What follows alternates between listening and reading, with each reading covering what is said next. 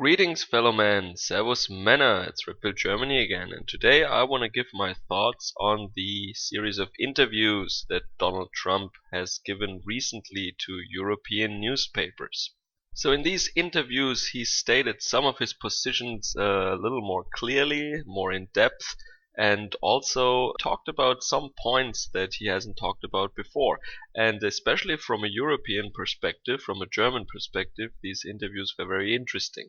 So, first of all, there are some points that we know about already and that I pretty much agree with. I mean, he says that Brexit was the right choice for the UK, and also that Angela Merkel is making a big mistake by letting all these migrants into the country. I have discussed these points also in videos before, so my position on that is also very clear. I have really nothing to say about that, no argument from my side here. That is all okay. Also, the fact that he said NATO is obsolete is, well, a little hard to interpret, I guess, but maybe he is willfully imprecise with his wording here, because obsolete could mean that it should be abolished, or that its organizational form at the moment is outdated. And he says, well, it was founded a long time ago, with the clear objective to defend the West against the Soviet Union, of course. Now the world changed and NATO should also change. And this is, of course, clear. I agree with that.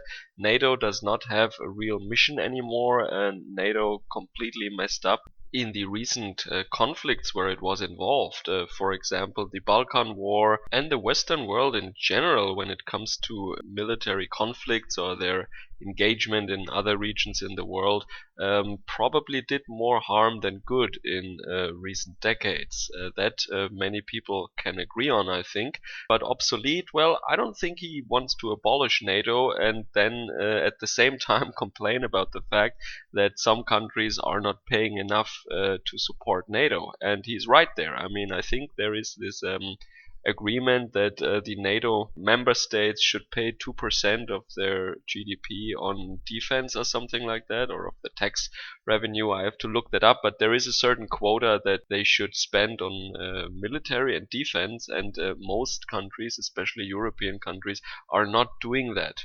We spend our money at the moment on different things, and some of our left-leaning politicians argued now that, yeah, we are not investing our money in bombs and tanks and fighter planes, but we are basically cleaning up after the Americans by taking care of the refugees now. And I wouldn't call that cleaning up. It would be more shooting ourselves in the foot, if you ask me, because there is no moral obligation for us Germans to let these refugees in, which Donald Trump also agrees on. He called it a mistake. But if we say now that we basically, as a NATO member state, we take care of the fallout of the humanitarian crisis that ensued from military adventures in the Middle East, then I think that is a really stupid way of dealing with that. Because the idea of defense and military spending is to make your own country safer and not more unsafe and more dangerous, of course. So I would not have a problem spending more on the German military and not letting any illegal migrants in, or people who are really not refugees, who are economic migrants or who are terrorists and do not come with the best of intentions to our shores here. I wouldn't have a problem with that at all as a German taxpayer. Now, Donald Trump also announced that there will be severe and really thorough checks when entering the United States. And I also agree with that. I didn't agree with George Bush's foreign policy back then, but given the circumstances, and during that time I was traveling a lot to the US during Bush's reign, and when the security checks after 9/11 really increased, and a lot of my European friends, they were always complaining about these fascist Americans checking everyone so intensely, like as if we are criminals, and you have to be much sooner at the airport and the long lines. And one may argue about how sensible it is to check average people like that at the airport, because if you really want to do some mischief, some harm, and you know exactly how they are checking, you can easily go around it. But I can kind of understand that when it is dangerous, when you're at war, when there are global terrorists who want to do harm to your citizens, that you would at least try your very best to defend. And I was always very calm when I was at the airport, and I stoically let them check all my stuff and waited in line. So I can really understand these things, especially when you see that he said, especially or also for some European nationals, there will be severe checks, and I can understand that too, because Germany, for example, we're not alone in this, but we are also handing out our passports as if they are candy or something, right? Everybody, just after a couple of years, whether or not they speak German, doesn't matter. You want the citizenship, bam, you get the citizenship. This is what Germany does for decades now. I think there are so many foreign born individuals or second generation foreigners who have the German passport, the right to vote, the citizenship, the full package, and they're not really Germans. They don't think like Germans. Most of the, or sometimes they can't even speak German or write on an appropriate level in German. So they are not Germans, and they don't have German culture.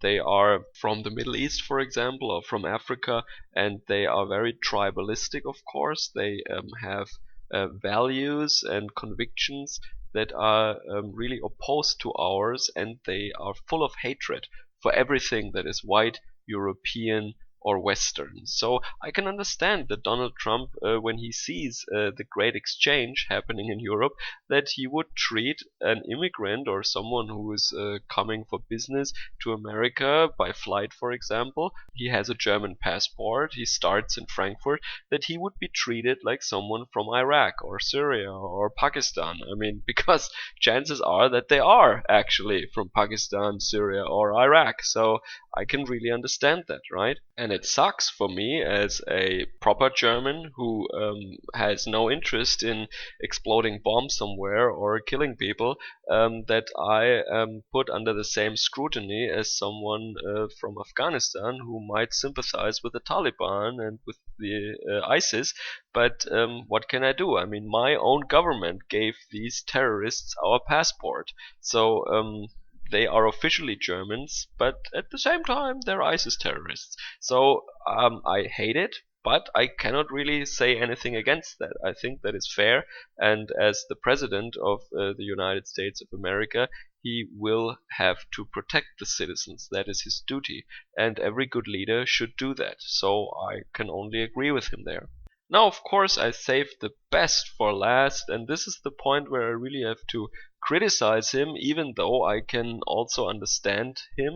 He's not a politician, he's not a diplomat, he's a businessman. And you don't start a negotiation with what you want to have or what you could live well with in the end as a compromise, as a consensus. So I'm talking about what he said about BMW, and he used BMW, I think, only as an example, a really lousy example, but let me elaborate a bit. So of course he, as an American president in the future, well, he sees himself already, of course, just a couple of days, but he also wants more production in America. He has said that very clearly, and he doesn't like the trade disbalance between Germany and the United States, for example. Germany doesn't have any natural resources. We are an exporting nation. Germany imports energy and raw materials and exports highly priced, valuable, specialized goods. And this is what we do. This is our business. So, of course, we have trade disbalances. And we also hate to go into debt. So we work more than we consume. Generally, the current zeitgeist is working against that actually. We are really slacking. Germans don't save that much anymore. They go more into debt. They spend more. So we become more and more like Americans, but we still have this trade surplus. Yeah, and this is what Trump wants to decrease, of course.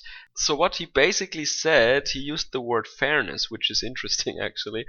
He said it's not fair, that you see all these German cars, these BMWs or these Mercedes, and they don't build them in the US, and they build them in Mexico where labor is cheaper, and then they export them from Mexico to the United States. And he threatened German car makers with a 35% import tariff if we should continue to our evil ways of producing cars in Mexico and exporting them to the US. Well, why did I say that BMW is a bad example? Because I think one of the biggest, or maybe not the biggest, production facility of BMW is actually in the United States. It's in Spartanburg, South Carolina, and there are models of BMW that are exclusively produced there. That means these cars are built in the United States, and from there they are exported into other countries who could now start to complain that, oh, you evil Germans, you use American workers to build cars, which you export them to Argentina, and you don't build any BMWs in Argentina. And then the people from Chile could say the same, and the people from Singapore could say the same. I think you get the idea. So if everyone would complain about that stuff, then every country that imports or a certain product could demand that this global company that makes the product should also produce a certain fraction of their global produce in that country to make jobs there. But BMW is a very large employer. If you look up the stats of this plant in Spartanburg, cool name by the way, really cool name, you will see that it is a very big employer, and they're not going anywhere. They just also build cars in Mexico, of course. And Mercedes and BMW actually they produce almost as many cars in the US as they sell there. A lot of Asian car manufacturers, as well as Volkswagen, by the way, don't do that. So Volkswagen would have been a much better example. Volkswagen produces way less cars in the United States than they sell there. So BMW, bad example, but it's an example. I get the point, kind of, what he tries to do with that. He wants to say, look guys, I can introduce tariffs that will harm you if I have to do that. Please, please, please build factories in America or else. Yeah, the thing is, a car now is just one particular product. I mean, we could look at other products also. For example, computers, right? I don't think any computers are being built in Germany, not that I know of at least. Correct me if I'm wrong. And I think Apple, with all their MacBooks and their smartphones and whatnot, I think they produce a lot of their stuff in China, and then they export it to the entire planet basically. They also don't produce their Apple products in France or in Russia or in Germany or in Australia, but they go where labor is cheap, and they just do the very same thing, right? And also one could bring up the shyness of American companies when it comes to paying their taxes abroad. Yeah? So there is at the moment this thing with Apple and Ireland. Yeah, they owe quite a bit of taxes. They pay, I think, 2% taxes of their outside of the US activities. 2% of taxes on profit. That is crazy. That is absolutely crazy. So they should also pay their taxes. That is another thing, which Trump didn't mention, of course. But coming back to cars once more, Trump said it is unfair that you see a lot of German cars in America, but no American cars in Germany. And he Chevrolet, I think. And yeah, it's true, Chevys you don't really see in Germany. But guess what you see in Germany? You see, for example, General Motors with a market share of over 10%, and you see Ford with a market share of 7.5% on the German market. But guess what? These companies also produce in Germany, just like BMW, Volkswagen, and Mercedes also produce in America. So I think, yeah, that is pretty fair already, if you ask me.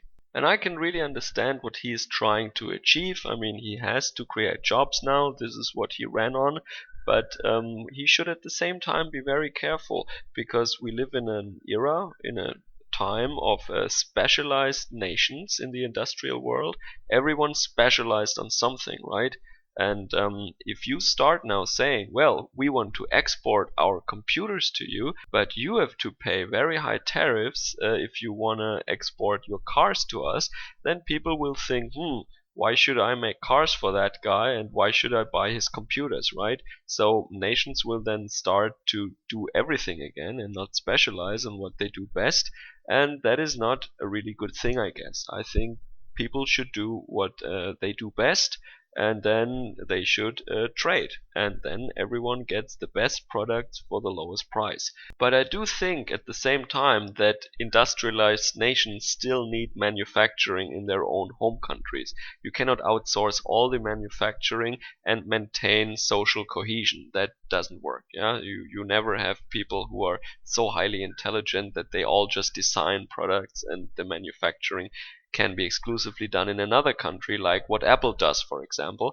because you have a IQ distribution in your population, and the people with lower IQs, they also have to do something. And it's not just lower IQs, because manufacturing also includes a lot of high IQ jobs, actually, that are just more practical and more aimed at men, for example, like engineers. So of course international trade is a difficult topic, and there are many ways to see these issues, of course, but I see this whole thing as a starting position of Donald Trump, and I'm not really scared or irritated now. I just see it as a starting position for negotiations, and the position of the United States is crystal clear. I can understand why he does that, why he wants to do that, but we have our own interests, and we will see where this goes from now. So, this is my take on these recent interviews of Donald Trump. I agree with most of what he said, and I share his view on many of these issues. When it comes to trade, I wish the United States the very best, but they should not try to create jobs by bullying people to build factories in the country, especially companies that already are very big employers in the United States and who created lots of jobs in America for American workers. That is maybe the wrong way, but this is apparently his style, and I think at his age he is not gonna change anymore. So, enjoy the rest of your day. Servus, Kameraden.